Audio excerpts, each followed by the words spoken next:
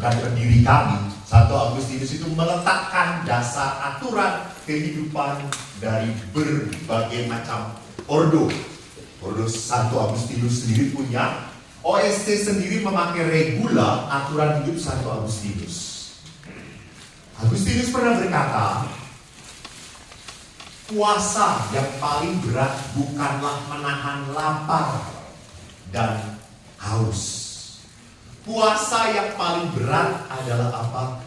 Hidup bersama. Kenapa Agustinus mengatakan seperti itu? Karena dalam hidup bersama, kita harus lebih banyak mengorbankan perasaan kita, mengorbankan keinginan kita, mengorbankan mimpi kita, mengorbankan apa? Waktu kita. Saya capek, sudah kerja, inginnya saya istirahat. Lah tiba-tiba istri saya minta tolong anterin. Tiba-tiba anak saya butuh untuk dibelikan sesuatu. Jadi hidup bersama sungguh bukan hanya masalah menahan lapar, menahan diri, tetapi juga melakukan act something. Maka dalam hidup bersama kita mencoba untuk melihat beberapa poin yang harus kita coba bukan hanya cermati, tetapi menjadi pondasi, pilar-pilar apa yang bisa kita pikirkan tentang hidup bersama. Jadi hidup bersama ini kita coba lihat dari apa cara hidup jemaat perdana. Kita bisa tahu di dalam Kisah Para Rasul bab 2 ayat 41-47 kita bisa menemukan pola hidup mereka. Dikatakan demikian. Orang-orang yang menerima perkataannya itu memberi diri dibaptis. Dan pada hari itu jumlah mereka bertambah kira-kira 3.000 jiwa. Mereka bertekun dalam pengajaran rasul-rasul dan dalam persekutuan. Dan mereka ini selalu berkumpul untuk memecahkan roti dan berdoa. Maka ketakutanlah mereka semua, sedang rasul-rasul itu mengadakan banyak mujizat dan tanda. Dan semua orang yang telah menjadi percaya tetap bersatu. Dan segala kepunyaan mereka adalah kepunyaan bersama. Dan selalu ada dari mereka yang menjual harta miliknya, lalu membagi-bagikannya kepada semua orang sesuai dengan keperluan masing-masing. Dengan bertekun dan dengan sehati, mereka berkumpul tiap-tiap hari dalam bait Allah.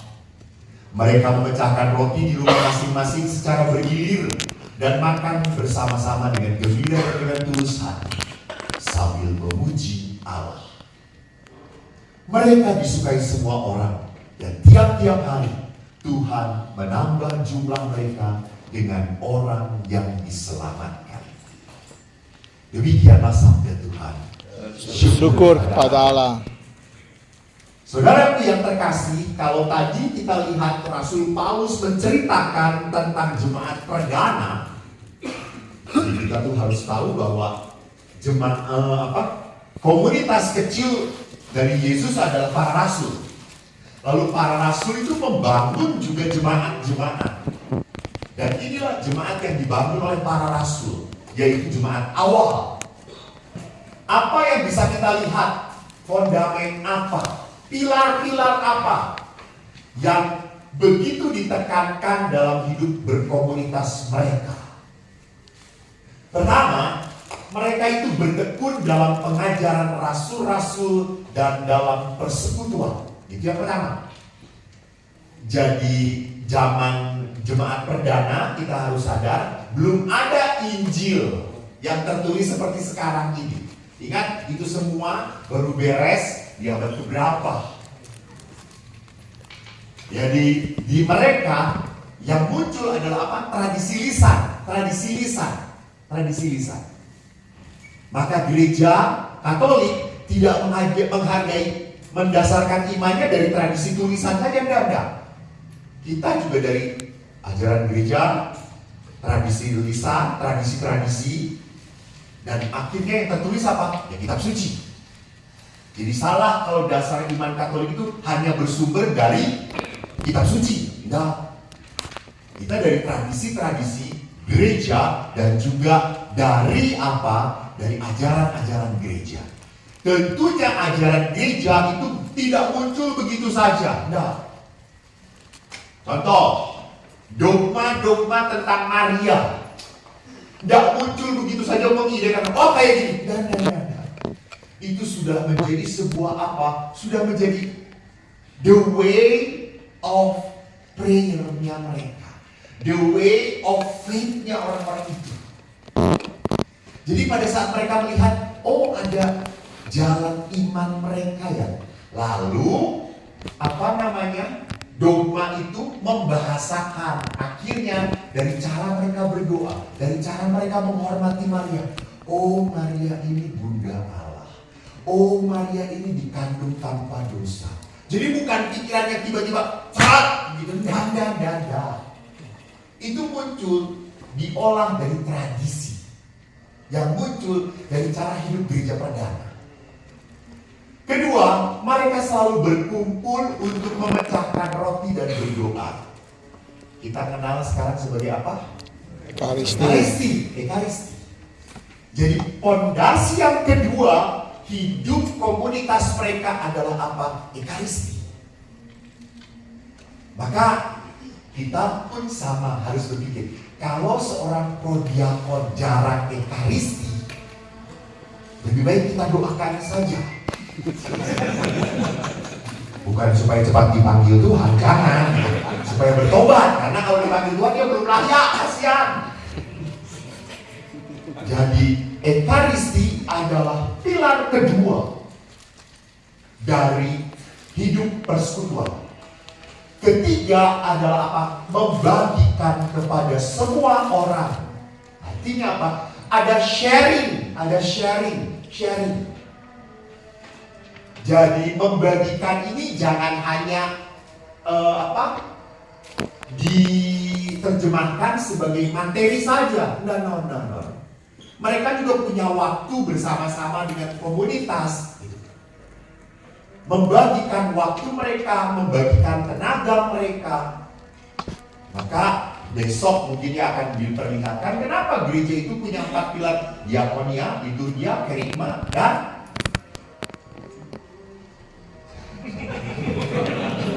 diakonia, koinonia, kerigma, dan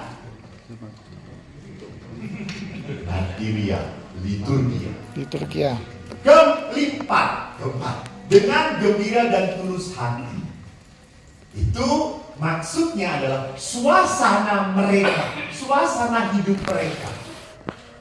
Dan karena itulah Tuhan menambah jumlah mereka. Jadi ada karya Tuhan di situ, ada hati mereka di sana. Jadi mereka membangun sebuah persekutuan yang memperlihatkan ada sukacita, ada pertumbuhan iman. Jadi bukan berarti kalau prodiakon itu harus ada sukacita, setiap pertemuan ada ketawa terus. Itu mah gila namanya. Bukan. Tetapi ada keringanan hati, gitu. Ada keringanan hati. Kan saya paling maaf ya gitu. Namanya prodiakon tidak bisa tersenyum. Aneh. Emang suci itu udahlah gitu ya. Jadi bukan cengengesan juga, tetapi ada sukacita. Ada sesuatu yang mau dihadap. Saya itu mau membawa kabar baik loh. Kabar baik itu yang dibawakan harus dengan sukacita. Nah, maka bagaimana realisasi dari fondamen yang telah kita lihat?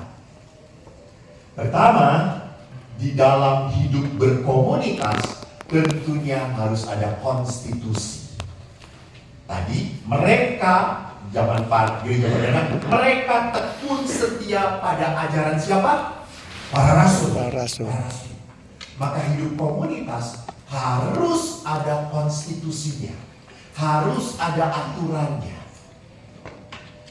Maka sama toh di dalam pelayanan prodiakon pun ada yang namanya apa? SOP-nya. Ada standar operasionalnya seperti apa? Melakukannya. Kalau memimpin ibadat, apakah boleh cuma pakai kemeja saja? Membagi komuni, itu ada SOP-nya, ada aturannya. Yang kedua, harus ada juga pertemuan rutin, berjumpa. Bukan hanya semata-mata pertemuan rutin ini untuk bagi tugas. Hasilnya gitu. Sabtu sore, diam Sabtu sore.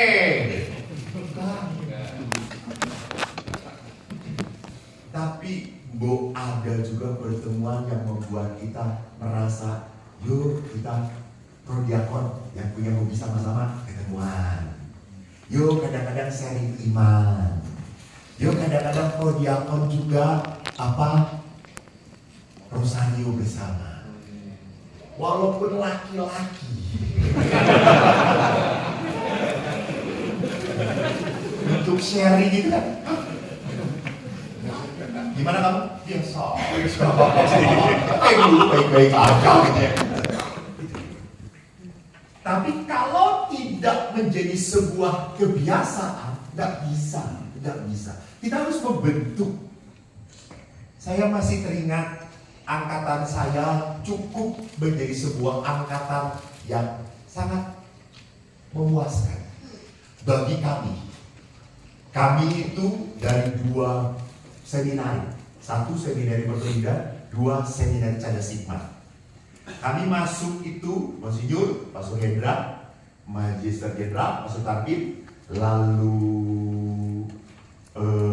Pastor Dedi, Andreas, yang pernah di Monica, lalu Pastor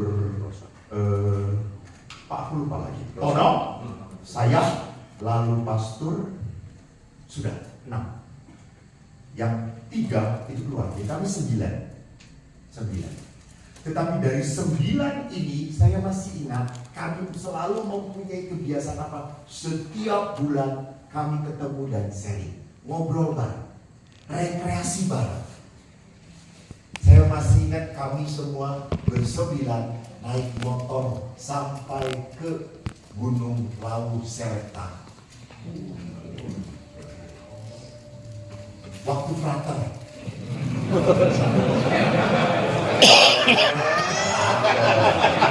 Yang jadi pastor tidak tahu diri.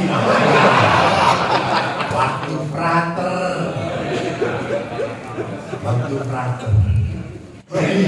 Lihat, kami bisa menikmati kebersamaan. Kami selalu punya keinginan untuk kumpul bareng. Walaupun setelah jadi pastor agak kesulitan kita untuk kumpul bareng.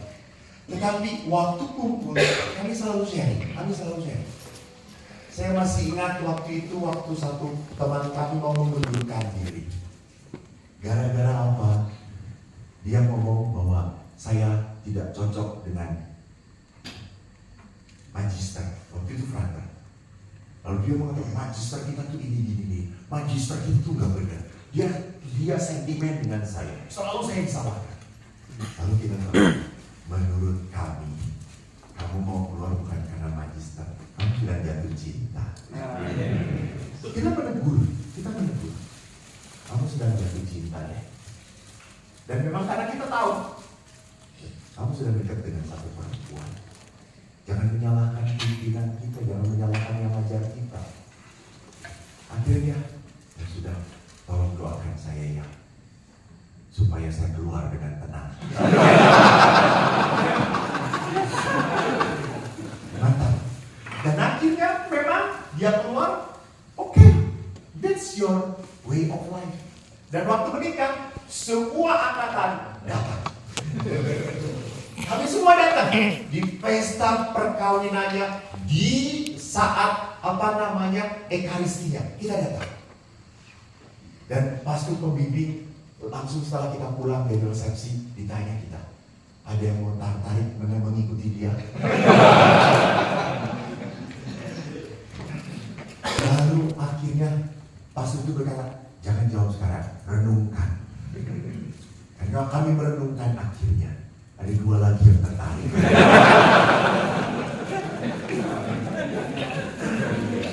Jadi dari teman-teman kami itu tidak ada satupun yang kami tidak kenal. Kami semua kenal. Kami tahu masalah mereka. Kami tahu keluarga mereka. Kami selalu mengunjungi.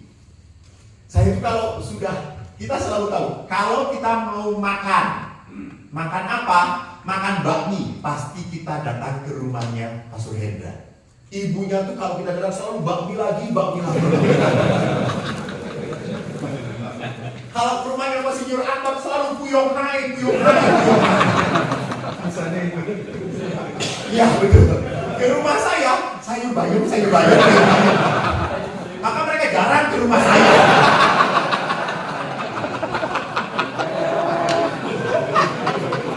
Karena mereka takut asam urat. Jadi itu yang menyenangkan, bahwa kami selalu merindukan dan kami tahu. Maka penting sekali bahwa prodiakon itu boleh dong punya family day. Boleh dong mama-mamanya juga tahu, oh suami saya itu rupanya beneran ya.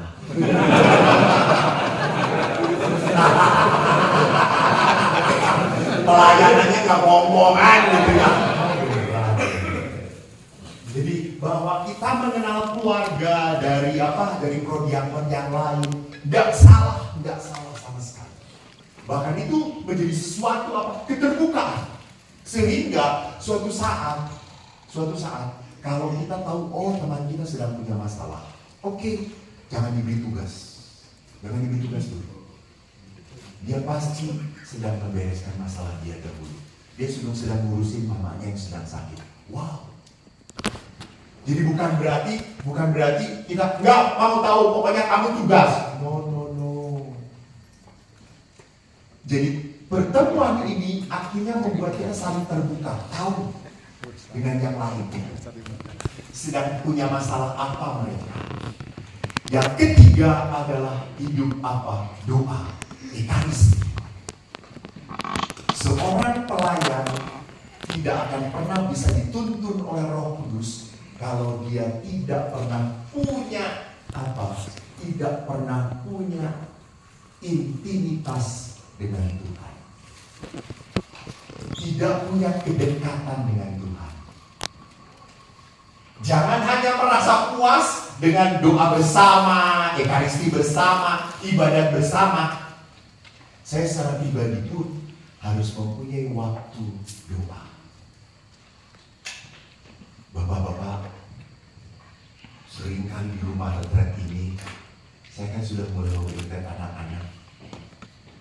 Saya mulai kagum dengan anak-anak SMP kelas 8, itu 2 SMP.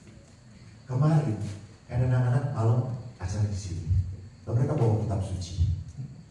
Lalu saya mengatakan kitab sucinya taruh saja di sini ya. Itu beberapa anak laki-laki mengatakan, "Enggak, Romo, saya mau bawa." Hah? Ngapain kan besok di sini lagi? Oh, sebelum tidur biasanya saya sudah ada saat teduh, Romo. Wow.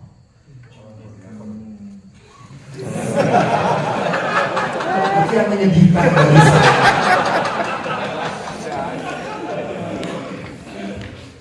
Mereka sudah terbentuk punya kebiasaan untuk saat teduh. Doa sendiri. Kenapa kok bisa gitu ya? Jadi karena ada sesuatu yang selalu diajarkan oleh orang tuanya, bahwa doa akhirnya tuh menjadi sesuatu tindakan yang mengalir dari sebuah kerinduan, bukan menjadi tindakan kewajiban. Menjadi sebuah tindakan yang mengalir dari kerinduan, seperti otomatis saja. Oh, ayo aku mau doa. Saya mau mengucap syukur. Saya mau berterima kasih. Gitu. Yang ketiga, ada sebuah tindakan kasih. Ingat, kasih tidak akan pernah menjadi sebuah kasih kalau baru disimpan dalam diri kita. Kasih itu akan menjadi nyata pada saat diberikan. Namanya juga kasih. Kalau didiamkan, itu bukan kasih. Itu namanya apa? Itu namanya orang yang pelit.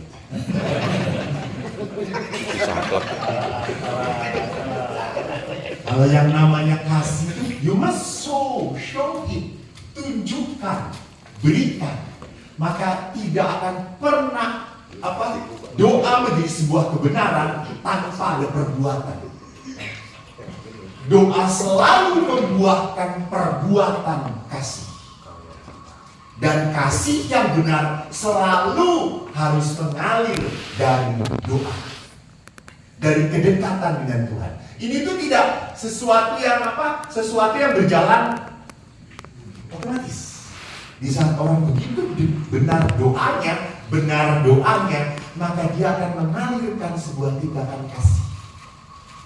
Dan kasih yang tulus adalah kasih yang dilandasi dari hidup doa. Karena ada juga kasih yang berpamrih. Banyak banget. Jadi lihat bahwa pemberian yang tulus selalu dilandasi oleh sebuah semangat doa. Yang kelima, ini suasana gembira, tulus hati. Ada suasana keringanan. Jadi bertugas itu bukan sesuatu yang berat, bukan. Nanti di hari suci ya, kamu 5 kali bisa haleluya, saudara-saudara. Amin. Pasturnya itu cuma 2 kali.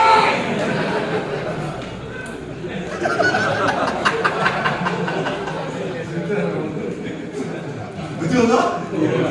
Karena kelihatan beban Anda.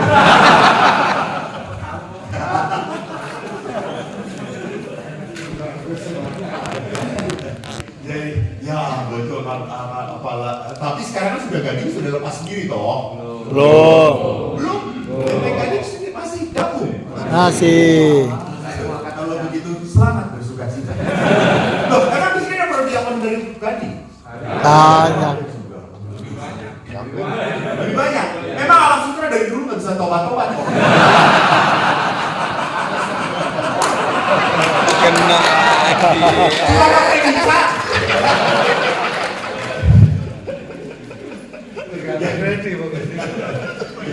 Jadi lihat di sini memang sulit sekali. Bapak yang terkasih, ingat bahwa kegembiraan dalam pelayanan adalah sesuatu yang memang suatu saat harus dipaksakan. Harus dipaksakan. Ya, saya tuh tidak setuju dengan Monsinyur Anton. Saya kalau cari dana dari Anton.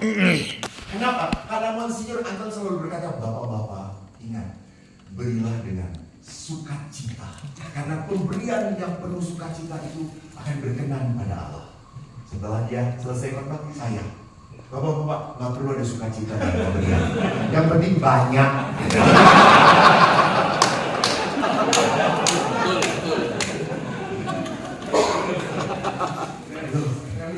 Maaf ya.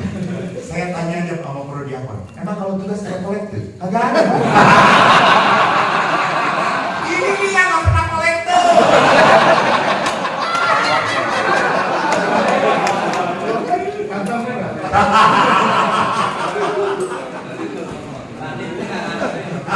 Tatipnya nggak kasih. Apakah nggak merasa bahwa setelah bisa masih boleh kolektif?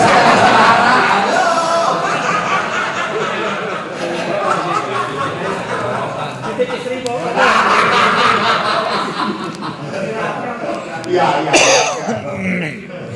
Udah dari dulu. Jadi kalau kita mau memberi selalu beratlah. Maka Yesus tuh gak bagus banget ajarannya. Kalau engkau tersenyum pada orang yang tersenyum padamu, apa upahmu? Orang tidak mengenal Tuhan pun melakukan hal yang sama. Kalau orang yang engkau menyapa, orang yang menyapa engkau, apa upahmu? Maka Yesus berkata apa? Berdoalah bagi musuh. Cintailah orang yang membenci kamu. Lihat. Jadi hukum dari Injil adalah percis terbalik. Maka sama. Apakah Anda nanti di hari suci bertugas 5 kali ada sukacita? Capek. Paksakan sukacita.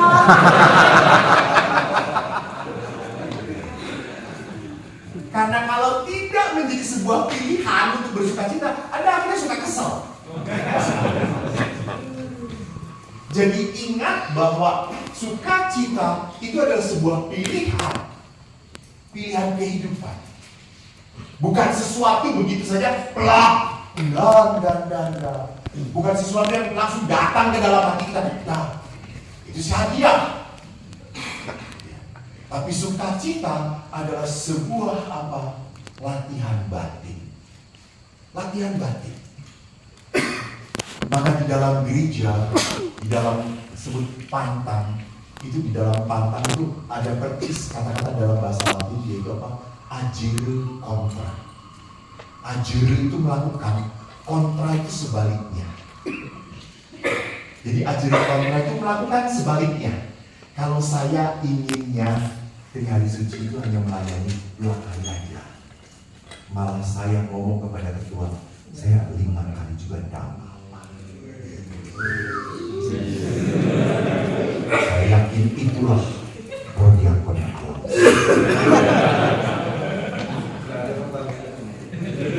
Kelihatan Om Roy itu siap untuk 10 kali. Karena beliau tidak pernah naik sepeda lagi. Saya dengar, maaf, waktu saya ajak Om Roy, mari kita naik sepeda. Maaf, saya tidak punya waktu naik sepeda. Terus ngapain? Pelayanan.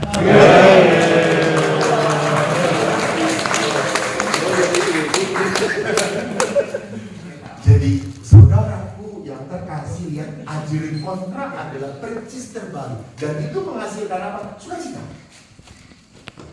Pada saat saya mau melakukan sesuatu yang terbalik, melawan apa? Kelemahan badan kita. Kita inginnya, aduh istirahatlah. Kita inginnya tenang-tenanglah, nggak perlu capek lah. Jadi memang kegembiraan dan ketulusan hati, sekali lagi saudara-saudara, bukan sesuatu yang tiba-tiba. No. Itu pada saat Anda melakukan ajaran kontra, latihan batin. Latihan batin. Harus makan hati. Ya. Yes. Akhirnya saya setelah menjalani di sini hampir 1 tahun, saya sudah happy. Saya senang di sini. Terpaksa.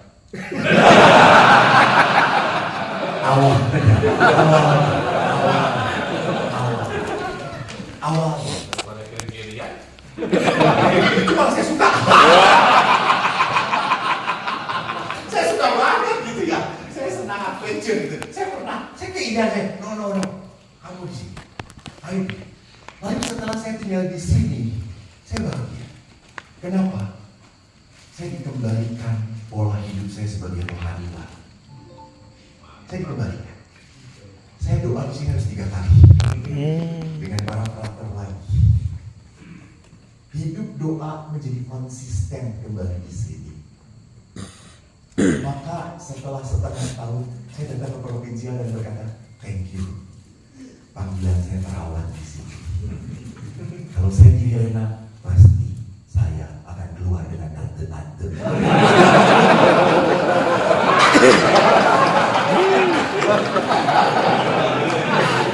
Kalau nggak ada tante yang tertarik, yang cincin lah nggak apa-apa. Jadi saudaraku yang terkasih, lihat ya, kalau itu di sini suasana ringan, nyaman, ketulusan. Ini bukan sesuatu yang selalu mengalir begitu saja. No, harus dipaksakan, betul. Loh, pertanyaan saya sekarang ya, maaf ya tanya ya. Adakah anggota prodiakon Alam Sutra ini yang tulus hati menjadi anggota prodiakon? Coba angkat kaki dan coba kiri. Anda memaksa. Anda toh, apa saya sih? Oh saya. Kenapa harus saya? Percis di Helena pun kayak gitu. Makanya mereka besok akan rekoleksi juga. Dan saya yakin seperti Anda, setelah rekoleksi sama tetap tulus hati nggak ikut hari ini. Pada nggak ikut, udah tulus. Bisa. Jadi, memang ketulusan itu adalah sebuah latihan rohani, latihan rohani. Maka bahasa Paulus adalah apa? Manusia yang hidup dipimpin oleh Roh Allah, dia akan melawan daging. Sedangkan manusia yang dipimpin oleh daging, dia akan melawan roh. Saya selalu ingat apa yang diceritakan di dalam tradisi orang-orang Indian. Orang-orang Indian itu kalau membuat anak-anaknya menjadi dewasa, ada sebuah ritual. Dan salah satunya adalah duduk bersama dengan kepala suku. Dan kepala suku itu akan cerita kepada anak-anak mudanya. Dia cerita, anak muda, di dalam hati kita ini ada dua serigala. Yang satu serigala ini selalu memberi nasihat yang baik. Kamu harus taat, kamu harus setia, kamu harus berkorban. Sedangkan serigala yang kedua adalah serigala yang selalu menuntun kepada kejahatan. Jangan mau, gak perlu kayak gitu. Udah diem saja. Lebih baik tenang-tenang saja. Lebih baik jadi umat biasa saja. Itu serigala kedua. Lalu anak muda itu bertanya, Bapak Kepala Suku, dari dua serigala ini, serigala mana yang menang? Dan Bapak Kepala Suku ini berkata, serigala yang banyak diberi makan, itu yang menang. Jadi kalau kita hanya memberi makan kesenangan kita, keinginan kita, ambisi kita, mimpi kita, keinginan kita, jangan harap orang ini punya pikiran untuk memikirkan orang lain. Karena dia polanya adalah apa? Pikirin diri sendiri. Gua aja belum bahagia kok. Gua aja belum cukup kok. Tetapi kalau orang itu belajar untuk memberi makan serigala yang satu, oh saya harus melakukan. Oh saya harus punya waktu untuk dia. Oh saya harus melayani. Oh saya harus mengawali menyapa. Maka apa? Serigala itu yang akan selalu menuntun kehidupan.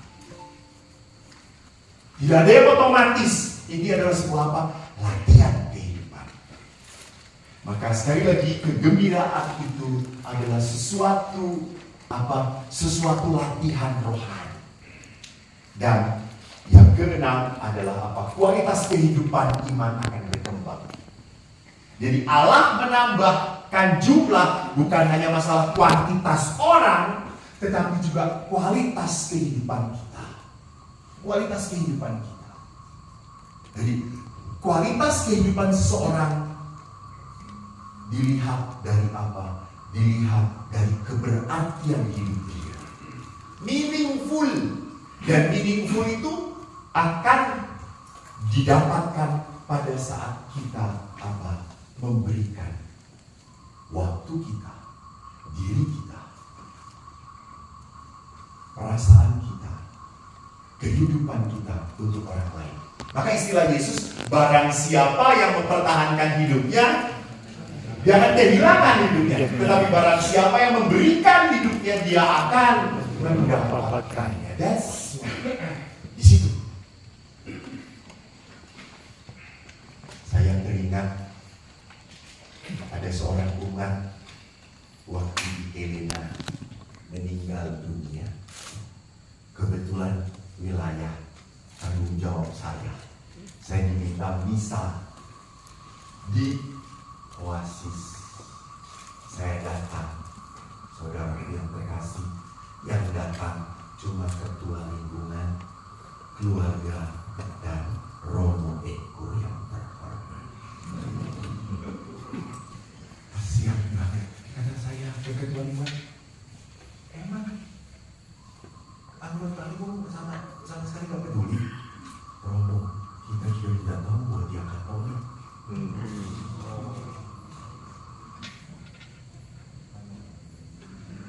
Jadi kalau orang ini hidupnya tidak memberikan arti, maka orang pun tidak akan merasa kehilangan. Tetapi kalau orang ini hidupnya memang demi orang lain, di saat dia meninggal, pasti banyak orang yang kehilangan.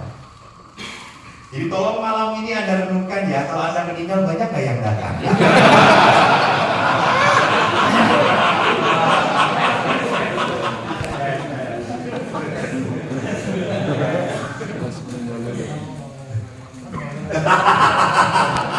Saya mau meninggal sendirian aja, gak mau repotin. Paling kan 200. Anggota perdiaman semua. Karena di sini keren wajib datang.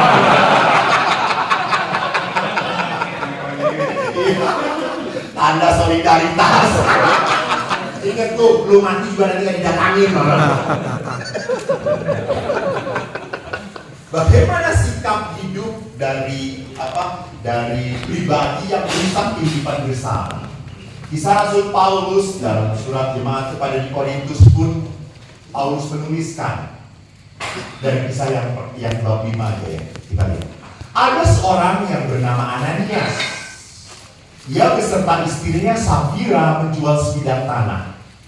Dengan setahu istrinya, ia menahan sebagian dari hasil penjualan itu dan sebagian lagi dibawa diletakkan depan kaki rasul-rasul. Tapi Petrus berkata, Ananias, mengapa hatimu dikuasai iblis sehingga engkau mendustai Roh Kudus dan menahan sebagian dari hasil penjualan tanah itu? Selama tanah itu tidak dijual, bukankah itu tetap kepunyaanmu? Dan setelah dijual pun, bukannya hasilnya itu tetap dalam kuasamu? Ini bagus bahasa Paulus. Paulus mau menunjukkan apa? Kamu kalau memberi dengan sepenuh hati lah. Kamu punya kuasa atas apa yang kamu miliki. Selama tidak dijual, itu milik kamu. Dan kalau sudah dijual, itu pun milik kamu. Terserah kamu. Mengapa engkau merencanakan perbuatan itu dalam hatimu? Engkau bukan mendustai manusia, tapi mendustai Allah. Ya. Jadi Paulus kecewanya karena Ananias tidak sepenuh hati. Ketika mendengar perkataan itu, rebahlah Ananias dan putuslah nyawanya. Maka sangat ketakutanlah semua orang yang mendengar hal itu. Lalu datanglah beberapa orang muda, mereka mengapani mayat itu, mengusung keluar dan pergi menguburnya. Kira-kira 3 jam kemudian masuklah istri Ananias. Tetapi ia tidak tahu apa yang telah terjadi. Kata Petrus, katakan kepadaku, dengan harga sekiankah tanah itu kamu jual? Jawab perempuan itu, betul, sekian.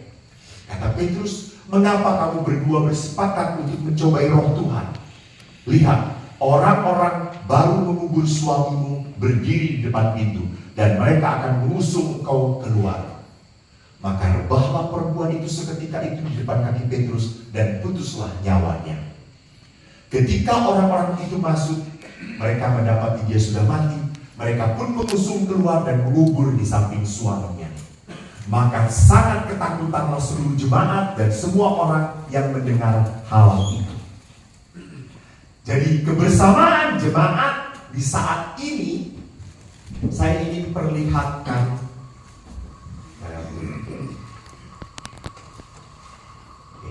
dalam ensiklik Evangelii Gaudium artikel kedua, Bapak Paus mengatakan, bila mana kehidupan batin kita terkurung dalam kepentingan diri dan perhatian pada diri sendiri, tentu tidak ada lagi ruang untuk orang lain. Tidak ada tempat untuk orang miskin. Itu yang tadi saya katakan. Jadi kalau orang selalu memikirkan apa yang menjadi keinginannya, apa rencananya, apa maunya, dia tidak akan punya waktu untuk memikirkan orang lain. Dia tidak akan punya waktu untuk menyenangkan dan membahagiakan orang lain. Bapak-bapak, kami sejak di seminari, kami itu harus melakukan latihan rohani. Jadi setiap, apalagi masa prapaskah, setiap hari itu di kapel itu selalu ada tumpukan kertas sebesar kartu nama. Lalu itu ditulis pantangan. Misalnya, tidak minum teh manis, tidak makan kerupuk, hari ini akan makan putih saja. Itu berarti nasi doang. Hari ini akan membersihkan WC. Jadi kita setelah hari Jumat itu selalu keluar ngambil kertas itu. Dan ada satu yang selalu dihindari, yaitu apa? Hari ini saya akan puasa. Jadi kelihatan dari wajah orang itu dapatnya apa di kartunya. Teman saya itu pintar. Dia tutup, ambil lagi yang lain. Jadi memang kami sejak SMA kami dilatih untuk apa? Kita pantang, ajar kontra. Lakukan percis sebaliknya. Supaya apa? Supaya hidup rohani saya makin terjaga, terbina. Bukan hanya hidup keinginan ragawi, tetapi hidup rohani pun dibentuk oleh kebiasaan apa? Kebiasaan ajar kontra, berpantang. Nah, krisis cinta dan kepedulian bagi Bapak Paus ada 3 hal. Pertama, suara Allah tidak didengar lagi. Orang itu sudah tidak peduli lagi. Bahkan seringkali sudah tidak mengindahkan lagi ajaran gereja. Gereja mau ngomong apa? Allah terserah. Ini hidup kita. Nanti saya yang bertanggung jawab pada Tuhan. Bukan saya yang bertanggung jawab kepada gereja. Ini kata-kata yang sering muncul. Hidup saya tanggung jawab saya kepada Tuhan, bukan pada gereja kok. Gereja mau punya aturan, terserah. Dia lupa bahwa Allah itu berbicara lewat ajaran-ajaran gereja. Bukan lewat hati kamu yang belum tentu dipimpin oleh Roh Kudus. Gereja sudah benar, pasti. Belum pertanyaannya, lebih lama hidup siapa, gereja atau kita? Gereja sudah tidak perlu dipertanyakan lagi ajarannya. Yang kedua, sukacita Allah, kasih Tuhan tidak mudah dirasakan lagi. Jadi orang-orang sekarang lebih banyak mencari kenikmatan dari apa? Kenikmatan dari sensasi-sensasi badan. Apa yang dimakan, apa yang dilihat, apa yang didengar, apa yang dirasakan. Jadi sensasi itu yang lebih menyenangkan daripada daripada damai, daripada kepenuhan hati. Maka diajak untuk kepenuhan hati, malah tertunduk semuanya. Karena sensasi badan lebih memilih pada hal yang menyenangkan. Bukan pada kita diam, kita mengolah hidup, kita dekat, kita dengarkan, kita olah dalam batin. Menjadi sebuah perjumpaan. Jadi pengalaman rohani adalah pengalaman yang apa? Yang sering kali kurang kita rawat, kurang kita usahakan. Saya teringat, karena di sini ada Bro Roy, teman saya. Kami tahun ini ya, atau tahun lalu kita ke ziarah tahun ini ya, ziarah ke Israel. Oh 2023 ya. Kita ziarah ke Israel.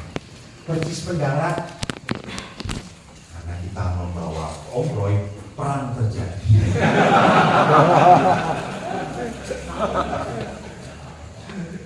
Lalu akhirnya cukup sepi dan kami ke Gunung Sinai. Beberapa orang dengan tekad jalan. Tapi rupanya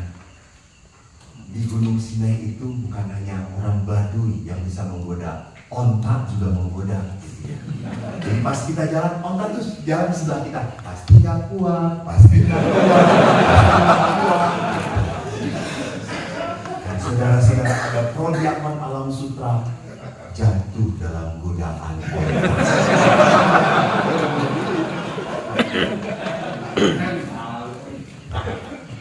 Naik onta.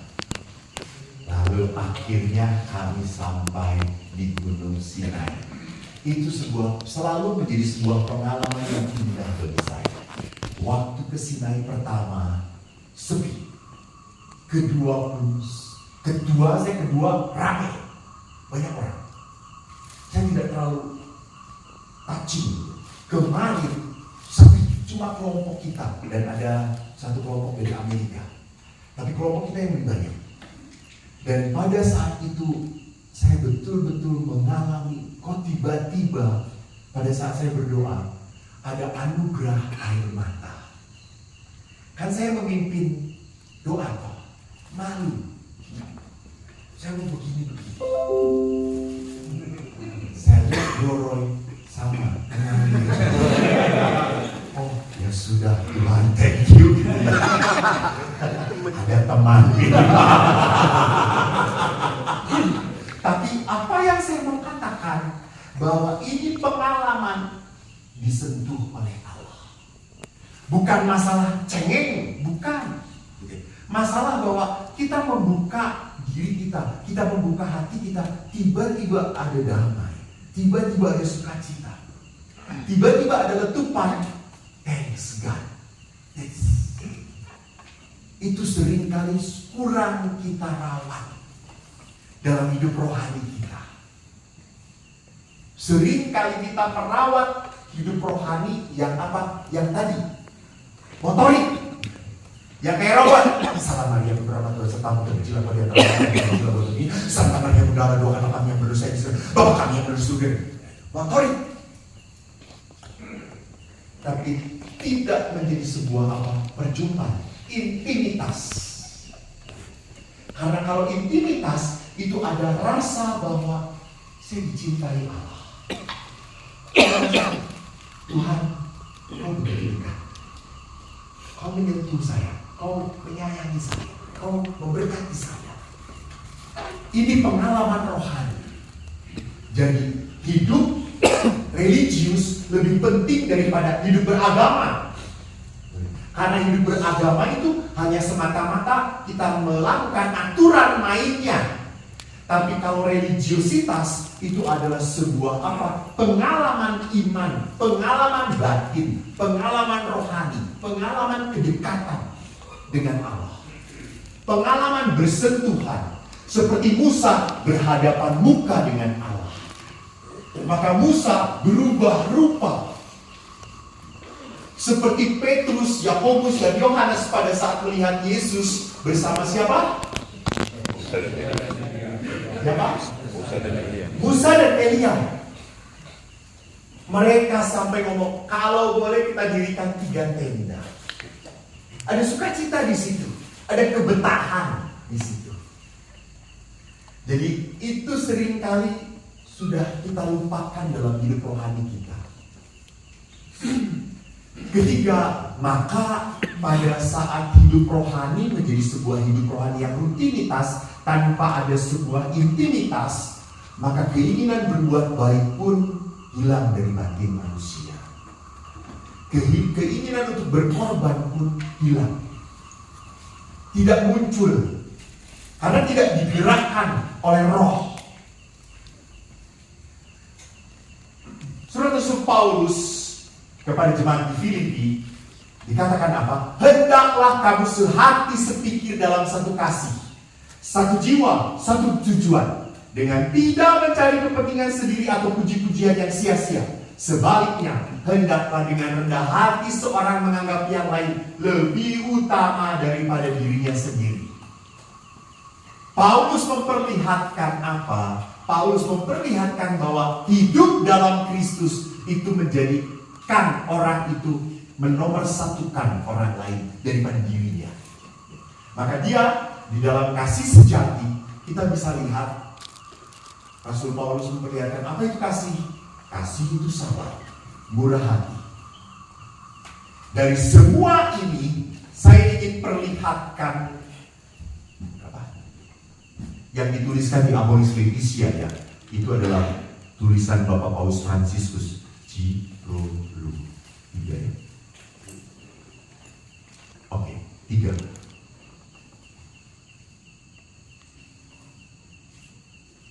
Ya. Bapak Paus Fransiskus merenungkan Amoris Laetitia dari poin-poinnya Rasul Paulus kepada jemaat di Korintus. Ada 3 poin yang ingin saya tekankan. Kasih itu ramah. Artinya apa? Saya mencoba untuk membuat orang lain tidak menderita. Entah dengan kata-kata saya, entah dengan perbuatan saya. Jadi bagaimana dalam hidup pelayanan pun saya tidak akan mudah menjadi pribadi yang mengatakan, sorry ya, gantikan ya, saya nggak bisa. Minggu kemudian, sorry ya, gantikan ya, saya nggak bisa. Ingat, kalau say sorry menjadi sebuah kebiasaan yang terus-terusan, itu bukan sorry lagi. Itu kudu diusir. Ini menjadi sebuah ketidaktanggungjawaban, ketidaksungguhan di dalam pelayanan, di dalam kesediaan dia untuk menerima rahmat pelayanan. Kedua, orang yang ramah adalah tidak memikirkan banyak tentang keterbatasan orang lain, kekurangan orang lain. Jadi saya tidak meributkan, dia itu kalau ini tuh pasti nggak benar. Dia itu lihat kalau jalan tidak sama dengan kita kan harus jalan kayak gini toh. Si bapak itu lagi nggak beres. Jadi bisa terjadi bahwa dia lupa, diingatkan. Pak, sama. Oh iya. Jadi kita harus sadar bahwa kita di dalam komunitas tinggal tidak dengan malaikat. Kita tinggal dengan manusia. Maka jangan memusingkan keterbatasan, jangan memusingkan kelemahan. Di saat Anda meributkan kelemahan dan keterbatasan, maka apa? Komunitas menjadi komunitas yang tidak menyenangkan. Karena apa? Saling blaming, saling menyalahkan akhirnya. Yang ketiga, belajarlah menjadi pribadi yang mempunyai selalu kata-kata yang menyemangati, menghibur, inspiratif, bukan yang ngedown, bukan yang membuat suasana komunitas itu menjadi apa? Oh ya sudah. Sorry, saya baru selesai memberi rekoleksi lingkungan. Lingkungan itu sebetulnya kompak, tapi ada seorang ibu yang begitu dominan. Pada saat mereka datang, kan ibu-ibu datang di sini kan misinya mau refleksi. Lalu saya berkata, Bu, silahkan ya, saya sudah kasih sesi. Ini ada waktu kosong. Kalau ibu-ibu mau jalan salib, silahkan. Mumpung tidak hujan, boleh. Lalu yuk kita jalan salib. Lalu satu ibu, ngapain jalan salib? Nanti di tengah jalan hujan. Kita kan udah tua-tua, jatuh lagi nanti. Oh, masalah lagi. Sudah silakan kalian mau jalan salib, silakan. Saya enggak. Ya kalau nggak mau ya sudahlah. Ya. Oke lah, silakan nggak ikut gitu. Tapi tidak perlu melemparkan hal-hal yang saya akhirnya melihat banget perubahannya loh. Wajah dari ibu-ibu yang lain gitu. Yang yuk. Oh iya ya. Ini nanti kita jalan gimana? Kenapa yang terjadi? Nggak jadi lo jalan saya. Maaf ya, bisa jadi gitu. Pada saat ketua mengatakan ya silakan aja yang bersedia angkat tangan hari Kamis putih siapa yang minggu palma. Lalu tiba-tiba satu perdewan udah ditulis aja lah, yang penting nanti semuanya ustaz. Itu jadi merusak toh.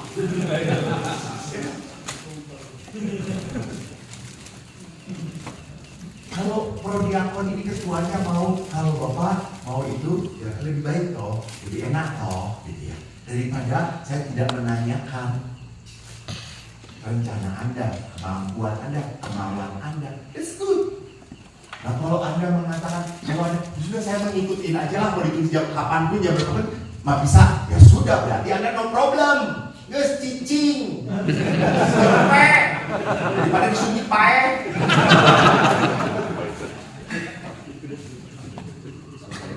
Kalau Anda selalu, saya sudah siap, oke. Tapi kan sebagai ketua dia mana ada, mungkin ada beberapa yang punya keinginan jam sekian, ya udah silakan please. Gitu.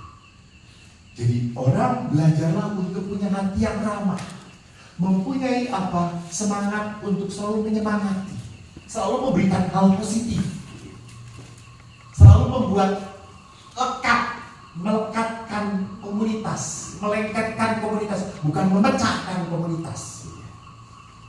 Yang kedua, Bapak Paus mengatakan kasih itu tanpa kemarahan hati. Reaksi batin terhadap kemarahan justru terbalik. Maka Rasul Petrus pernah mengatakan di dalam suratnya, janganlah membalas kejahatan dengan kejahatan, caci maki dengan caci maki. Sebaliknya, hendaklah kamu memberkati, karena untuk itulah kamu dipanggil.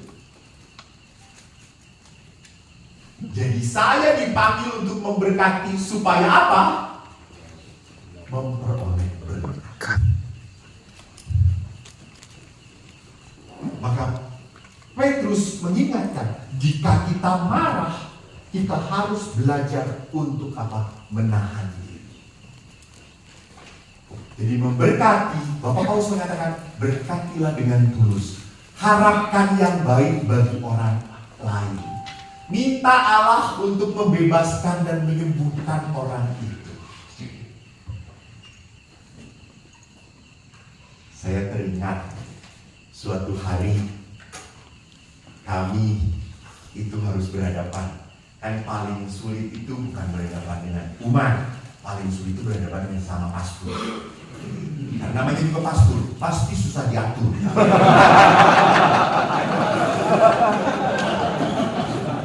Setuju.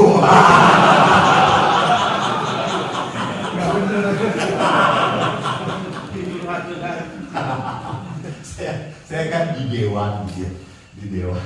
Lalu ada satu yang sulit banget bagi kami. Terus kalau kami sudah berpikir kalau dipanggil pasti orang ini, wah, berbagai macam alasan. Kita sudah tahu ngebayangin, karena sudah tahu lihat pola dia. Lalu nggak tahu apa. Kami itu sebelum manggil berdoa dulu sebagai dewan, berdoa. Dan saya ingat provinsi yang berdoakan apa? Tuhan, lembutkan hati kami, sehingga perjumpaan dengan saudara kami menjadi perjumpaan yang penuh kasih. Semoga perjumpaan dengan saudara kami menjadi perjumpaan yang penuh berkat, di mana kami berani saling menerima diri kami. Lembutkan pula hati saudara kami ini. Setelah berdoa, terus dia datang kembali, dia ceritalah. Lalu setelah cerita, kita ngomong, Bapak, apa yang terjadi di luar dugaan kita. Dengan rendah hati dia mengatakan, ya, saya salah.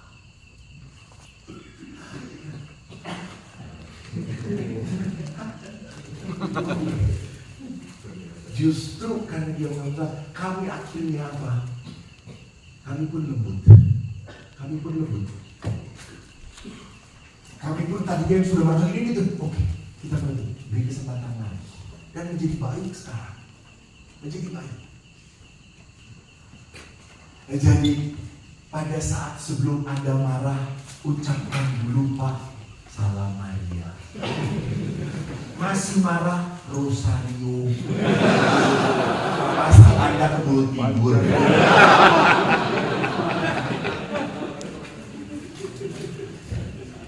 Jadi kalau Anda marah, Anda langsung lemparkan. Yang mengatur bukan roh Allah, roh kesakitan hati, roh kekecewaan Anda. Terakhir, kasih itu menutupi segala sesuatu. Artinya apa? Bapak Paulus mengatakan berani diam terhadap keburukan yang ada pada saudara kita. Bukan keburukan dan kelemahan saudara kita, bukan untuk diwartakan, bukan untuk dipublikasi, masuk IG, apalagi Facebook dan seterusnya. Bukan. Saya berani menjaga. Dan yang kedua, ini saya suka sekali, Bapak Paulus mengatakan, kelemahan itu hanya sebagian kecil dari keseluruhan hidup dia. Ya. Di dalam Amoris Laetitia saya lihat ini semangat Yesus Kristus. Di dalam keburukannya itu hanya kecil. Dia itu pasti punya kebaikan-kebaikan yang lebih banyak daripada keburukan, daripada kelemahannya. Maka Bapak Paulus mengajak kita dalam hidup komunitas untuk punya semangat apa? Itu tadi, melawan pola pikir kita yang selalu merasa diri benar, yang selalu merasa diri harus dimaklumi, yang selalu merasa diri saya sudah mengikuti aturannya, saya sudah mengikuti apa yang dimaui kok. Jadi ini tiga wujud dari pilar-pilar yang tadi dikatakan di dalam hidup jemaat perdana. Jadi jemaat perdana pertama hidupnya punya aturan kehidupan. Maka di dalam prodiakon pun ingat kita punya aturan main. Tidak bisa seenaknya. Bukan supaya kita diatur, bukan. Supaya kita teratur. Nah, itu. Jadi peraturan itu bukan supaya kita diatur, bukan. Supaya kita teratur. Yang kedua, kita butuh apa? Komunitas, ketemu, rutin, bicara. Bukan hanya semata-mata membicarakan pekerjaan, tetapi juga membicarakan kehidupan. Asik bersama. Salah satu hal yang selalu kami lakukan di biara ini adalah apa? Rekreasi bareng. Rekreasi bareng. Para pastor di Krantistan, yuk rekreasi bareng. Memang aneh, laki-laki semuanya. Tapi ya kata siapa tidak bisa asik, menarik. Saya masih ingat waktu itu tim retreat. Ada salah satunya Pastor Aaron yang sekarang tugas di Medan. Kita ke Pangandaran, rekreasi. Lalu di Pangandaran namanya pastor-pastor toh, rekreasinya paling-paling cuma ngeliatin orang doang. Kalau Eko enggak, Eko selalu ingin nyobain. Kan orang-orang pakai apa namanya? Body serving. Itu yang terus gitu-gitu toh. Lalu saya nyobain, saya nyobain. Wih senang. Yang lain kok jangan itu malu kelihatan umat. Emang apa aja, emang dosa kayak gini. Enak tahu. Mereka pun tertarik, saudara. Lalu kita ketawa-ketawa karena mereka ketawa yang itu pas lawan ini. Dia kan senang banget baru pertama kali dia nyobain. Lalu maju, wah kita cobain. Terus kita tuh kan ini kan di Pangandaran. Lalu saya teriak, wih jangan-jangan dulu ada Nyiloro Kidul. Langsung dia balik. Yang lucu udah sampai paten dia masih gini-gini. Dia kan ibu-ibu, Pak udah nyampe Pak. Akhirnya pergi tinggalin. Jadi kita butuh juga untuk apa? Tertawa bersama, main bersama, fun bersama. Oke. Lalu yang ketiga adalah letakkan hidup Anda, pelayanan Anda, komunitas Anda dalam doa. Karena di sana roh doa akan membuat hidup komunitas benar. Komunitas yang diatur oleh kasih, bukan komunitas yang diatur hanya berdasarkan suka. No. Ingat, kita menjadi komunitas perdiaman bukan karena suka. gue suka lu, gue jadi prodiaper. Oh man.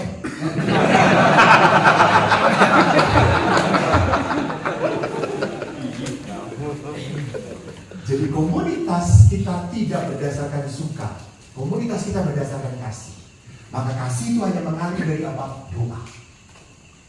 Dan sekali lagi, doa yang benar selalu menuntut kita untuk do something. Do something for a better community. Amin. Dalam nama Bapa, Bapa yang telah kasih.